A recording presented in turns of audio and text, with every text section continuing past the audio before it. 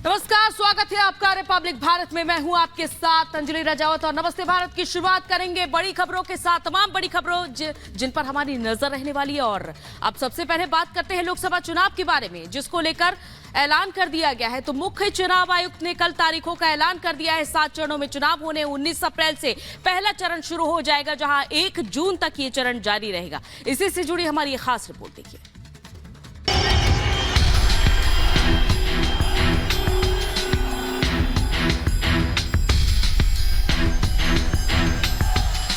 बज गया चुनावी महासमर का बिगुल।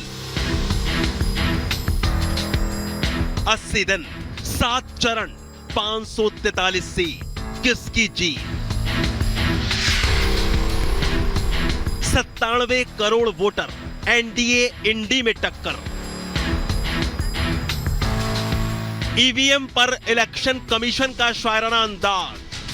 अधूरी हसरतों का इल्जाम हर बार हम पे लगाना ठीक नहीं। वफा खुद से नहीं होती, खता ईवीएम की कहते हो। वफा खुद से नहीं होती, खता ईवीएम की कहते हो। चुनाव आयोग के मुख्य चुनाव आयुक्त ने 2024 लोकसभा चुनाव की तारीखों का ऐलान कर दिया है। देश भर में कुल 7 चरणों में चुनाव करवाए जाएंगे।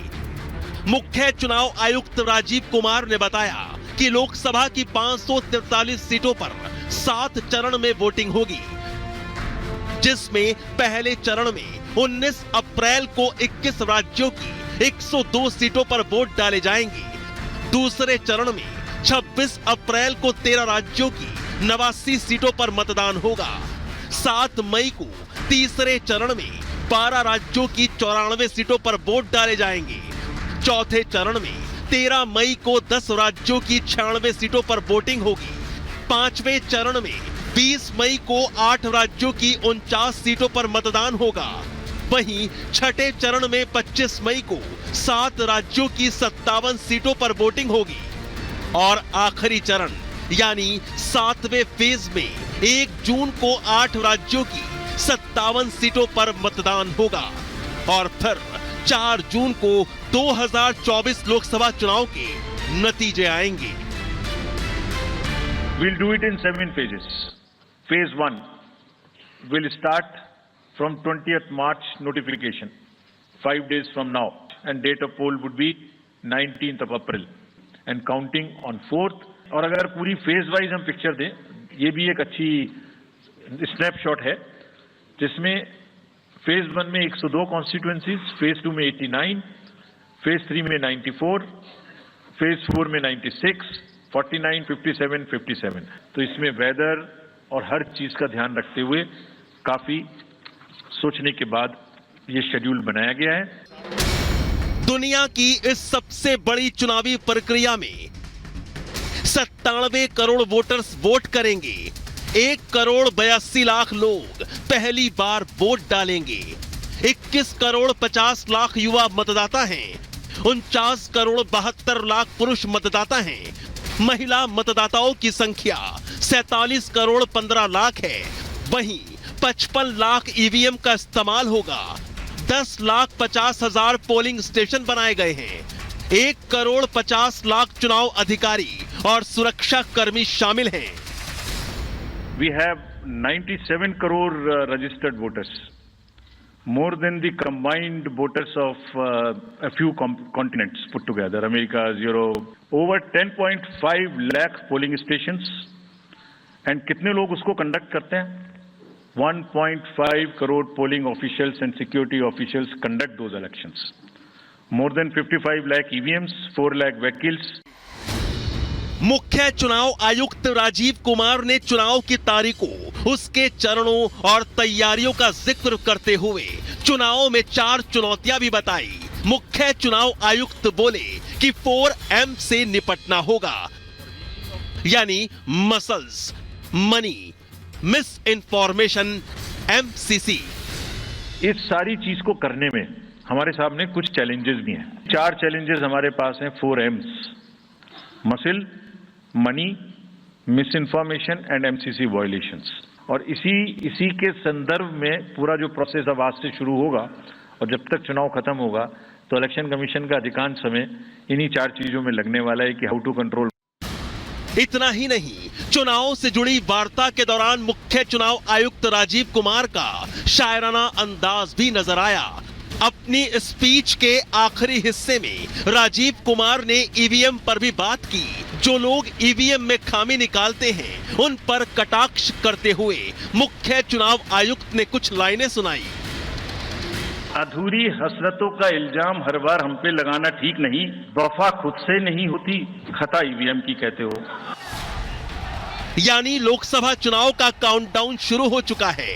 4 जून को इंतजार खत्म हो जाएगा जब लोकसभा चुनाव का रिजल्ट आ जाएगा। लेकिन चुनाव की तारीख का बिगुल बजते ही राजनीतिक दल भी अपनी अपनी जीत का दावा ठोकने में जुट गए हैं। भाजपा की आंधी चल रही है, तूफान चल रहा है और उस तूफान में सब परेशान हैं।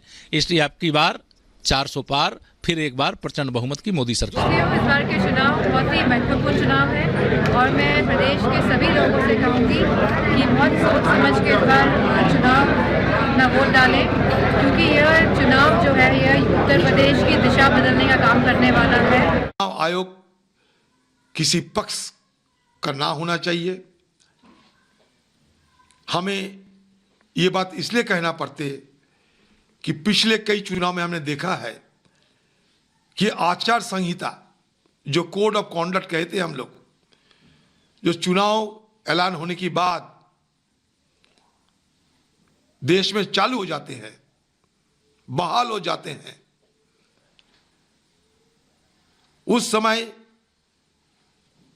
आम वोटरों को लुभाने के लिए आज सत्तारूढ़ पार्टी और खासकर देश की प्रधानमंत्री कभी कभी इसका बेजा इस्तेमाल करते हैं। हम पूरी तरह से तैयार हैं और दिल्ली के अंदर 7 सीटों पर ये गठबंधन चुनाव जीतेगा। दिल्ली के अंदर एक बड़ा बदलाव इस बार होने जा रहा है। 2024 लोकसभा चुनाव में टक्कर एनडीए और इंडी के बीच है। एनडीए ने अब की बार 400 पार का नारा दिया है तो इंडी ब्रिगेड मोदी सरकार को हराने का दावा कर रही है। लोकसभा चुनाव के दिन उंगली पर है, चुनाव आयोग तैयार है, आचार संहिता लागू हो चुकी है। 4 चरण के चुनावी रण के बाद 4 जून परिणाम का दिन होगा और उस दिन पिक्चर साफ हो जाएगी कि जनता जनार्दन ने किसे अपनी सरकार चुना है। Bureau report, Republic Bharat. तो देखिए, लोकसभा चुनाव की तारीखों का एक तरफ जहां ऐलान हो गया है तो दूसरी तरफ लोकसभा चुनाव की तारीखों को लेकर सियासत भी हो रही है। कुछ दल तारीखों पर ऐतराज जता रहे हैं और साथ ही साथ जम्मू कश्मीर विधानसभा चुनाव को लेकर भी सवाल किए जा रहे थे, जिसका भी जवाब चुनाव आयोग ने दे दिया है। देखिए रिपोर्ट।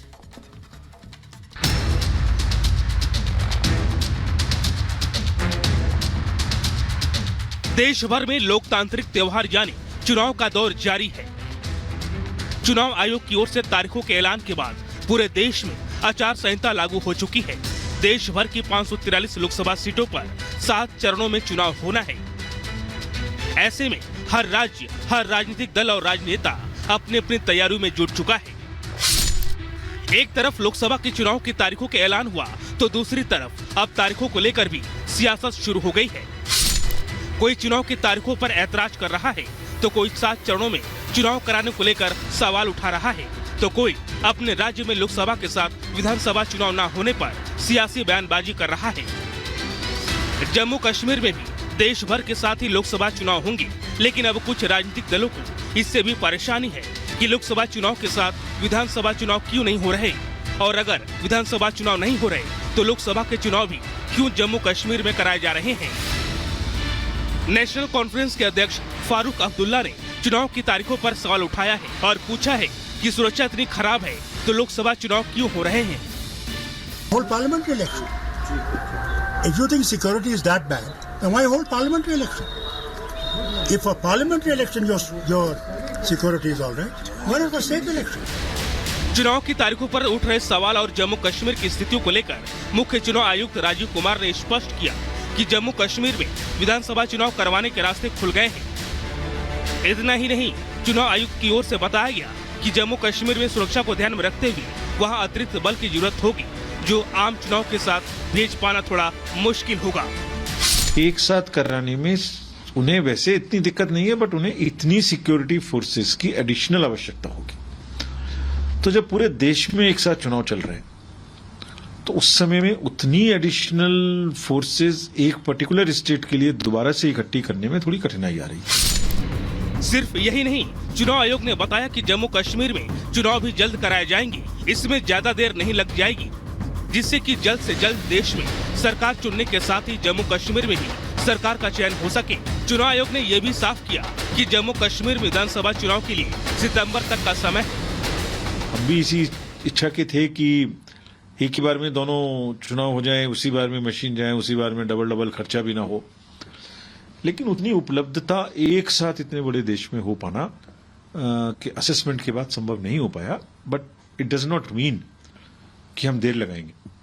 हम तुरंत समय सीमा के अंदर चुनाव कराएंगे। यानी आम चुनाव के तुरंत बाद ही माना जा रहा है कि जम्मू कश्मीर में भी चुनाव हो सकते हैं। इसके लिए चुनाव आयोग भी तैयार है, लेकिन राजनीतिक दल सियासी बयानबाजी कर तारीखों पर जबरदस्ती ऐतराज जता रहे हैं। वहीं चुनाव आयोग ने देश भर में होने वाले लोकसभा चुनाव के साथ जम्मू कश्मीर की लोकसभा सीटों पर होने वाले चुनाव का भी ऐलान किया है। 19 अप्रैल को उधमपुर, 20 अप्रैल को जम्मू, 7 मई को अनंतनाग, राजौरी, 13 मई को श्रीनगर, 20 मई को बारामूला में चुनाव होंगे। यानी 5 चरणों में जम्मू कश्मीर में लोकसभा चुनाव कराए जाएंगे। चुनाव की तारीखों के ऐलान के बाद से ही हर राजनीतिक दल अपनी अपनी जीत के दावे कर रहा है और जनता के दिल में अपनी जगह बनाने में जुटा हुआ है कि किसी भी तरह से चुनाव तक जनता को साधा जा सके। लेकिन जनता के दिल पर कौन राज कर पाएगा, इसके लिए 4 जून का इंतजार करना होगा। Bureau report, Republic Bharat.